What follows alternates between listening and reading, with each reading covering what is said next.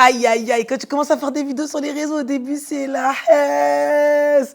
Oh, wow, god damn, y'a pas d'argent, bro. Hey, y'a pas un sou. Hey, c'est dur.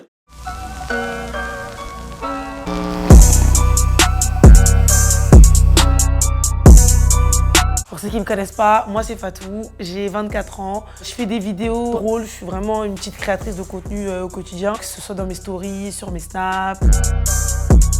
J'ai commencé pour de vrai en 2015 avec Tonio. Voilà, j'étais figurante avec lui, etc. Et j'ai arrêté. Ma famille m'a motivée à reprendre, à le faire pour de vrai. Du coup, je me suis lancée pour la première fois en mai 2018. À la base, j'ai fait ça pour le kiff parce qu'on m'a motivée à le faire.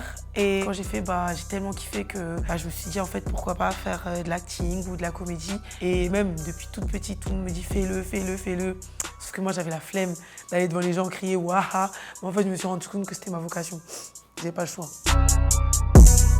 J'ai une complicité assez particulière avec ma mère, dans le sens où on est très fusionnels, donc du coup on discute tout le temps. Je la rends ouf, c'est mon hobby. Genre dans la vie, s'il y a un truc que j'aime trop, c'est faire ça. Wow, c'est trop kiffant.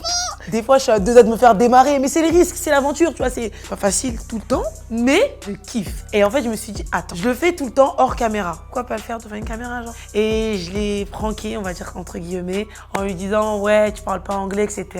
Et la vidéo, elle a explosé, tout le monde a partagé. Et depuis, je vais me faire défoncer assez régulièrement, mais c'est pas grave, c'est l'aventure, c'est le risque du métier. Des fois, c'est pas facile, hein. Il y en a qui explorent la mer, il y en a qui explorent la jungle. Moi, j'explore ma mer, tu vois. Et chacun son truc, en fait. Yes, ma'am, I want to know, did you speak in English? Can you speak in English? Stop watch me like this. Stop watch me with your big eyes like titties there. Yeah. Tu vas me parler anglais alors que j'ai pas fini avec le français, Fatou. Parle-moi français ou malinqué, c'est quoi cette histoire-là? Faut pas me gonfler longtemps avec ça, hein. Je suis passée en 3 ou 4 jours, je crois, de 50K à 100K. On peut dire que ça a explosé. Ma vie, elle a changé parce que j'ai commencé à être un personnage public, on va dire. Au début, c'était pas forcément évident de se faire reconnaître dans la rue. Déjà, le fait de s'habituer à se faire reconnaître dans la rue. Et même jusqu'à aujourd'hui, j'ai un peu de mal. Je me considère grave pas comme une star ou comme je sais pas quoi. Quand les gens m'arrêtent, genre, je me dis, mais ils aiment en fait. C'est bizarre. C'est super bizarre parce que il y a encore 1 an et demi, j'étais comme eux. Il y a des gens que je regardais sur les réseaux, que je kiffais. Et même voir ces gens-là, follow, me reconnaître, booster mon taf. Franchement, ça me fait trop plaisir. Il y a 2 jours, j'ai rencontré Kayna Samet. Moi, Kayna Samet, elle m'a beaucoup inspirée. C'est une femme que j'ai beaucoup écoutée dans ma jeunesse. Des gens comme Dawala. Dawala, c'est le créateur, c'est lui qui a boosté la section d'assaut, c'est le créateur du Wachibé, c'est vraiment un quelqu'un. Et voir que, par exemple, il me follow sur Instagram, ça me rend ouf des fois. Voir qu'il m'invite à la nuit du Mali, je me dis, mais wesh, je suis devenue quelqu'un. En fait, il y a plein d'étapes pour créer mes vidéos. Ça veut dire que je peux marcher dans la rue, je peux voir un couple s'embrouiller, boum, ça va me donner une inspi. Parce que je vais me souvenir que moi, je l'ai fait il n'y a pas longtemps. Aucune pote à moi, elle l'a fait. Avec mes potes, on a grave des groupes. Tu connais les groupes Snapchat, groupes WhatsApp. Et des fois, on se raconte des histoires. Et je me dis, mais attends, pourquoi j'en ferais pas une vidéo en fait? Et en fait, il y a plein de trucs comme ça. Ma mère, elle, ça me vient comme ça. Je suis posée, je suis là, je me dis, mais elle va grailler. C'est le premier truc que je me dis, mais je me dis en fait non, c'est moi qui vais grailler, tu vois. Mais en fait, elle dit tellement de trucs. Et l'inspi, elle me vient comme ça avec elle. Et mes vidéos, c'est soit des situations que j'ai déjà vécues, soit des situations que mes potes ont déjà vécues, soit des trucs que même je vois à la télé. Des trucs que je vois à la télé, des trucs que je vois dans des séries. Enfin, ça vient de partout. J'ai jamais osé me poser cette question parce que je trouvais que ça faisait trop la meuf sûre d'elle qui se la raconte et tout. Mais en fait, je me suis dit, je pense que c'est ce qui fait mon charme, le fait de mon naturel en fait. Franchement, comme je suis là dans mes vidéos, bon, j'exagère un peu dans les vidéos, vous connaissez un peu, faut abuser un peu quoi. Mais 80% c'est moi, tu vois. Genre mon mec, je vais vraiment l'étrangler s'il me trompe, tu vois. Genre ma mère, elle va vraiment me mettre un chassé, tu vois ce que je veux dire. Donc dans les vidéos, c'est joué, mais c'est un peu beaucoup la vérité, tu vois. C'est parce qu'il y a l'identification facile et il y a aussi le fait de se dire, putain, j'aurais jamais l'audace de le faire en vrai. Et elle le fait en vidéo parce qu'il y a plein de filles qui mentionnent leurs mecs, qui mentionnent leurs potes, qui mentionnent des groupes de potes. Des fois, je vois des 9 personnes dans un commentaire. Elle, les filles, le prochain, on lui fait ça. Des mecs qui disent, j'espère que tu me feras pas ça un jour. Des meufs qui disent, c'est sûr, la prochaine fois, je te fais ça. Et moi, ça me fait trop rire. Moi, je kiffe en fait. Parce que c'est-à-dire que les gens s'identifient. Et là, par contre, on commence à créer une vraie communauté, on commence à créer un vrai délire. Et ça, c'est trop bien. Parce que dans mes vidéos, je suis folle. Mais j'essaie de garder un côté carré pour que l'image soit propre, pour que les gens voient bien en bonne qualité. Quand c'est vraiment des vidéos travaillées, écrites, c'est vraiment important que le rendu soit propre. Quand c'est du spontané avec ma mère, je peux te faire ça à l'iPhone, je m'en fous. Aïe, aïe, aïe, quand tu commences à faire des vidéos sur les réseaux, au début, c'est la haisse.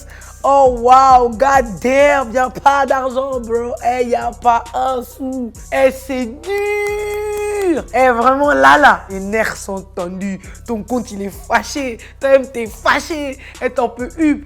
Et c'est pour ça qu'il y en a plein qui font ça et qui continuent d'aller à l'école et qui taffent à côté. Moi, au début, je travaillais, hein. Aïe, au début, waouh, mon compte il faisait des doigts d'honneur, wesh. Même quand elle commence à avoir du plus, même mon compte il était étonnant, il m'a dit, yeah, il y a l'argent ici. Genre il était choqué, tu vois. C'est des trucs comme ça. Au début, c'est des techniques, hein. C'est là qu'on voit les vrais passionnés, tu vois. Après, comme Dieu m'a donné la force, j'ai pas eu le temps de vivre la passion longtemps, quoi. Tu vois, les nerfs tendus, là, j'ai vécu peut-être 4 mois, tu vois. Faut taffer, parce qu'il faut quand même manger, il faut quand même donner un billet à la daronne, tu connais. Et il faut quand même se faire plaisir et on va pas toujours demander. Donc, faut taffer un peu. Comment on arrive à gagner de l'argent? Vous voulez les secrets, là?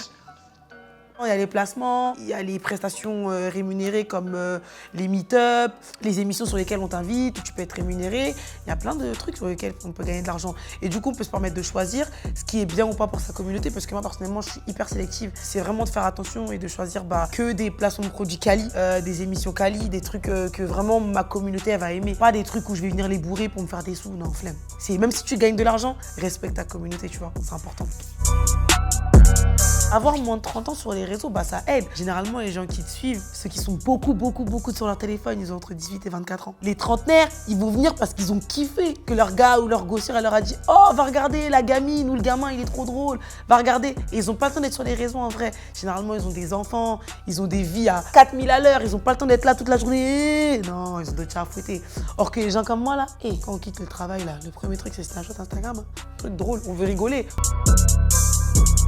Franchement, si j'ai un message à faire passer aux gens qui veulent se lancer dans ça, j'ai la vérité, les gars, au début, ça va être dur. Au début, c'est mystique. Ça veut dire que faut s'accrocher, il faut du courage, il faut surtout être prêt dans la tête parce que ce métier, c'est avant tout du mental. Il y a de la passion, c'est vrai, mais s'il n'y a pas de mental, tu vas aller nulle part. Parce qu'avec tous les gens qui vont vouloir te décourager, tous les gens qui vont te critiquer, t'es mort. Mais attention, tous les gens qui te donnent de la force, tous les gens qui t'aiment, tous les gens que tu connais pas, dans la rue, ils te voient, ils te font des câlins, ça aussi c'est une autre force. Et ça fait plaisir et ça motive. Mais la vérité au début, tu vas pas être riche, tu vas pas être blindé, mais tu vas kiffer parce que tu vis vraiment ce que tu aimes. Et c'est un kiff, je pense que tous les jeunes ils doivent se faire. Vivez, ne serait-ce qu'un petit moment de votre vie, de votre passion, parce que c'est trop bien et ça change la vie.